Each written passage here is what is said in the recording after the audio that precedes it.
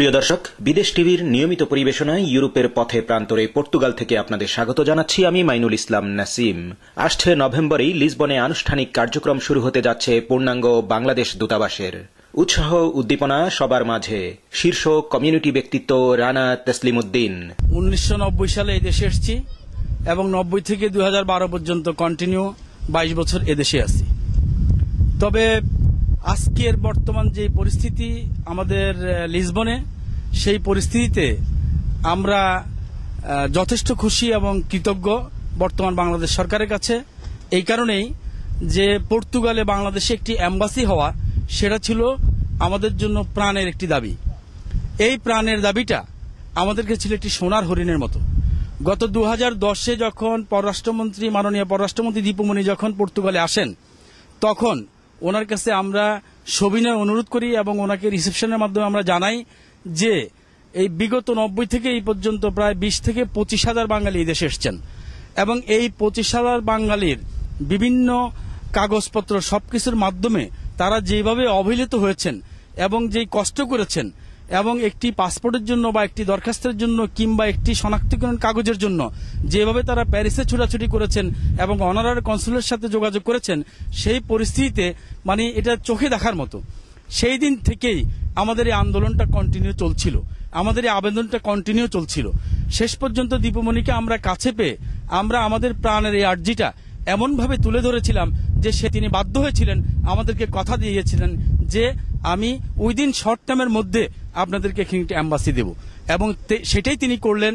এই কারণে আমি বিশেষ করে বাংলাদেশ গভর্নমেন্টের কাছে তো কৃতজ্ঞই, এবং দীপুমণি যে ওনার কথা রেখেছেন এই জন্য ওনার কাছেও আমি কৃতজ্ঞ। তবে সমগ্র বাংলাদেশের যারা এখানে ছিলেন তাদেরকেও আমি আশ্বস্ত করেছিলাম যে দীপুমণি যখন বলেছেন যে এখানে একটি এম্বাসি দিবেন, তো অবশ্যই তিনি সেই কাজটা করবেন। কিছু কিছু লোক এটা নিয়ে আমার সাথে তামাশা করেছিলেন এবং বলছিলেন যে না, রাজনীতিবিদরা এমন কথা বলেই, কিন্তু আমি তাদেরকে এটাই প্রমাণ করেছি এখন যে না, বাংলাদেশ আওয়ামী লীগ যখন কোনো কথা বলে সেই কথাটা তারা করে এবং সেই কথাটা রাখে। কমিউনিটি ব্যক্তিত্ব নিজাম উদ্দিন। এখানে বাংলাদেশের পূর্ণাঙ্গ এম্বাসি হয়েছে শুনে আমরা অত্যন্ত আনন্দিত। এখন থেকে আমরা পর্তুগালে বাংলাদেশের এম্বাসির মাধ্যমে আমাদের যে সমস্ত অভিযোগ, আমাদের যে সমস্ত কাজকর্ম প্রয়োজন সেগুলো করাতে পারবো। কারণ আমরা জানি আমাদের এই বাঙালিরা ইন্ডিয়াতে গিয়ে বাংলাদেশের সমস্ত লোকজন পর্তুগালে যারা অবস্থান করছেন বিভিন্নভাবে হয়রানির শিকার হন। আমরা কারো কাছে আমাদের অভিযোগ জানাতে পারি না, জানালেও এটার কোনো সুরাহা এই পর্যন্ত হয়নি। তাই আমি আশা করব অচিরে আমাদের অ্যাম্বাসেডর সাহেব এখানে আসবেন, আমরা সবাই ওনার সাথে সখ্যতা বজায় রাখব, ওনার সাথে কাঁধে কাঁধ মিলিয়ে একে অন্যকে সহযোগিতা করে কাজ করে যাব, এবং এই অ্যাম্বাসির মাধ্যমে আমরা আমাদের বাংলাদেশকে পর্তুগালের সহ পৃথিবীর বিভিন্ন দেশে আমরা আমাদের অবস্থান তুলে ধরব। কারণ অ্যাম্বাসির মাধ্যমে যেগুলো সম্ভব সেগুলো অন্য কোনোভাবে সম্ভব নয়। হারিস আহমেদ। মাননীয় পররাষ্ট্রমন্ত্রী মহোদয়ের প্রতিশ্রুতি অনুযায়ী পর্তুগালে একটি দূতাবাস হচ্ছে, এইটুকু শুনে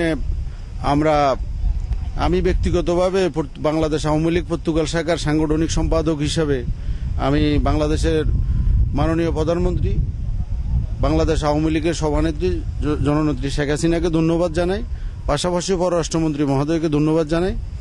পর্তুগালে পূর্বে আসলে কোনো দূতাবাস ছিল না, এখানকার যাবতীয় কাজকর্ম কনসুলেটের মাধ্যমে হতো। এক পর্যায়ে কনসুলেট বন্ধ হয়ে যায়, পরবর্তী সময় প্যারিসে গিয়ে বা প্যারিস থেকে কর্মকর্তারা এসে কাজকর্ম করতেন। তো যাক, এখানে আমরা মোটামুটি 5,000 লোক বা ততোধিক লোক এখানে প্রবাসী বাঙালি আমরা থাকি। তো পর্তুগাল বাংলাদেশ দূতাবাস হওয়াতে আমাদের অনেকেরই অনেক সুবিধা হবে। ওসমান গনি লিটন। আমরা অত্যন্ত আনন্দিত এবং গর্বিত যে দীর্ঘদিন আমাদের বাঙালি জাতি আমরা যারা পর্তুগালের প্রবাসে আছি, আমাদের চাওয়া এবং পাওয়া পর্তুগালে একটি বাংলাদেশের এম্বাসি, আজকে একজন অ্যাম্বাসাডর নিয়োগ করা হয়েছে। আমাদের দীর্ঘদিনের দাবি, এবং আপনারা জানেন গত বছর বাংলাদেশের মাননীয় পররাষ্ট্রমন্ত্রী তিনি আমাদেরকে ওয়াদা করেছিলেন যে এখানে একটি পূর্ণাঙ্গ এম্বাসি হবে। এক্সপেকটেশন ছিল যে আমরা এখানে পর্তুগাল এম্বাসি পাবো, এখন অলরেডি আমরা এটা পেয়েছি, এজন্য আমরা খুবই গর্বিত। এবং আমি মনে করি যে এখানে পর্তুগাল এম্বাসি হওয়ার কারণে যে আমাদের বাংলাদেশের সাথে পর্তুগালের রিলেশনটা আরো বেড়ে যাবে এবং ভবিষ্যতে আমরা বাংলাদেশেও একটা পর্তুগাল এম্বাসি হবে এ ধরনের আশা ব্যক্ত করতে পারি। লিসবনে নয়া বাংলাদেশ দূতাবাসের প্রথম রাষ্ট্রদূত ইমতিয়াজ আহমেদকে স্বাগত জানাতে প্রস্তুত হচ্ছেন পর্তুগাল প্রবাসী বাংলাদেশিরা। রানা তসলিমউদ্দিন: আজকে আমাদের ইমতিয়াজ আহমেদ সাহেব যিনি অ্যাম্বাসাডর হয়ে দেশে আসতেছেন, ওনার কাছে আমি কৃতজ্ঞ এবং পর্তুগালে ওনাকে স্বাগতম জানাচ্ছি। আমরা ওনাকে কর্ডিয়ালি অভিনন্দন জানাই এবং আমরা চাচ্ছি ওনার সাথে আমাদের সুসম্পর্ক বজায় থাকবে এবং ওনার মাধ্যমে আমাদের যে সমস্ত কাজগুলি পেন্ডিং পড়ে আছে বা যে সমস্ত কনসুলেট সংক্রান্ত বা এম্বাসি সংক্রান্ত কাজগুলো আছে সেগুলি উনি সুন্দর সমাধান করবেন এবং উত্তরোত্তর এই সমাধানের পরিপ্রেক্ষিতে পর্তুগালের বাংলাদেশের সাথে বাংলাদেশিদের একটা সুসম্পর্ক বজায় থাকবে এবং সরকারিভাবে পর্তুগালের সাথেও আমাদের একটা সুসম্পর্ক বজায় থাকবে, যাতে করে আমরা দেশের কল্যাণে আরো কাজ করতে পারি, যেটা আমাদের জন্য খুবই গুরুত্ব বহন করবে। আমি আফরোজানি রতি, আমি এসেছি এখানে 2007-এ। তো আমার প্রসেসিং শুরু হয়েছিল 4 থেকে। অনেক কষ্ট করতে হয়েছে, এই যে এখানেও কনসুলার ছিল অনেক দূরে, আর আমার দেশেও কনসুলার নেই, যেতে হয়েছে দিল্লিতে। তো এখন এখানে এমবাসি হলে অনেক সুবিধা হবে। আমরা তো আমাদের পার্ট তো শেষ, যেটা নতুন পার্ট সেখানে ওদের অনেক ফ্যাসিলিটি পাবে। তো এর জন্য আমাদের সরকারকে অনেক ধন্যবাদ। সরকার দীপুমণি এসেছিলেন, ওনাকে রিকোয়েস্ট করা হয়েছিল, 2-3 বার এসেছে, তো উনি কথা রেখেছেন। তো এর জন্য ওনাকেও অনেক ধন্যবাদ এবং সরকারকে অনেক ধন্যবাদ। আমি নীলুফার ইয়াসমিন, আমি 2004 সালে পর্তুগাল এসেছি। এখানে এম্বাসি না থাকে তো অনেক হয়রানি হয়েছে আমার হাজব্যান্ডদের। আমরা অনুভব করছি, শুনছি, চিঠিতে দেখছি, তখন তো টেলিফোনের যোগ ছিল না। অনেক কষ্ট করতে হয়েছে, ওদেরকে অনেক হয়রানি করছে। এখন এমবাসি হয়েছে শুনে আমরা অনেক খুশি। আমাদের নতুন প্রজন্মেরা আমাদের মতো এত কষ্ট করতে হবে না। বাংলাদেশ সরকার পররাষ্ট্রমন্ত্রী ডক্টর দীপুমণি এসেছে, উনি 2-3 বার আসার পরে আশ্বাস দিয়েছে এখানে এমবাসি হবে। এখন আমরা অনেক খুশি। লিসবন থেকে 300 কিলোমিটার উত্তরে আলগ্রাভে বিদেশ টিভিকে প্রতিক্রিয়া জানান বাংলাদেশ কমিউনিটির সাবেক সভাপতি এম.ডি. মোমেন। 1993 থেকে আমি পর্তুগালে আছি। এখানে আমি বাংলাদেশ কমিটির সাথে দীর্ঘদিন ছিলাম, বাংলাদেশ কমিটির সভাপতি ছিলাম এবং এখানে বাংলাদেশিদের একটাই দাবি ছিল, এখানে একটা এম্বাসি জরুরি ছিল। আমাদের ছোটখাটো ব্যাপার, কাগজ ট্রান্সলেট, অ্যাটাস্টেশন, পাসপোর্টের রিনিউর জন্য আমাদের প্রচুর হইতে হতো। আমাদের এখানে একটা কনসুলেট ছিল, ওইটাও দীর্ঘদিন যাবৎ বন্ধ হয়ে গেছে। যে কোনো ব্যাপারে প্যারিসে আমাদের করতে হয় এবং প্যারিস থেকে সময় মতো আমরা কাগজ পাই না। এবং এখানে একটা এম্বাসি হচ্ছে, এটা শুনে সবাই এখানে প্রচুর আনন্দিত এবং আমরা চাই যে এখানে এম্বাসিটা হওয়ার পরে হয়তো বা বাংলাদেশেও একটা এম্বাসি হবে, একটা ক্ষেত্র তৈরি হবে এবং সবারই একটা দীর্ঘদিনের দাবি। আর বাংলাদেশে পর্তুগিজ এম্বাসি হওয়া জরুরি আর কি। ওইটার জন্য আমাদের অনেক ধরনের প্রবলেম। যে কোনো ব্যাপারে আমাদের বাংলাদেশ এম্বাসি না থাকাতে দিল্লি যেতে হচ্ছে এবং দিল্লি যাওয়া বাংলাদেশ থেকে অনেক কঠিন ব্যাপার, অনেকের সামর্থ্যও কোলায় না এবং ওইখানে যাওয়ার পর অনেক ধরনের হ্যারাসমেন্টও আছে। আমি পর্তুগালে অবস্থান করতেছি 2 বছর ধরে। আমার নাম শিকদার মোহাম্মদ রেজাউল করিম। সেই অর্থে এখানে এম্বাসি না হওয়ায় আমাদের বহুত রকম সমস্যার সম্মুখীন হইতে হয়েছে। আমাদের প্যারিস যাইতে হয়েছে, এখানে যাইতে হয়েছে, সেটা আমি স্বল্প সময় বক্তব্য করতে পারবো না। কিন্তু এখানে এম্বাসিতে হওয়াতে আমরা বাঙালি যারা আছি আমরা সামগ্রিকভাবে বহুত উপকৃত হব এবং এটা ধারাবাহিকতা আমার মনে হয় বাংলাদেশেও পর্তুগালে এম্বাসি হওয়ার একটা সম্ভাবনা আছে। আমার নাম মামুনুর রশিদ, আমি 1996 থেকে পর্তুগালে আছি। এটা তো আমরা সেই 96 থেকে প্রচন্ডভাবে ফিল করতেছিলাম যে আমাদের একটা এম্বাসি পর্তুগালে খুব প্রয়োজন, খুবই প্রয়োজন। এজন্য আমরা বারবার বিভিন্ন সময় বাংলাদেশ সরকারের কাছে বিভিন্নভাবে আবেদন করেছি।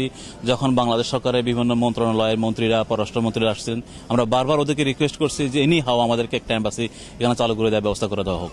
ওনারা বারবার আসার পরেও আজকে দীর্ঘ 18 বছর পরে আমরা শুনলাম যে আমাদের এম্বাসি হতে যাচ্ছে।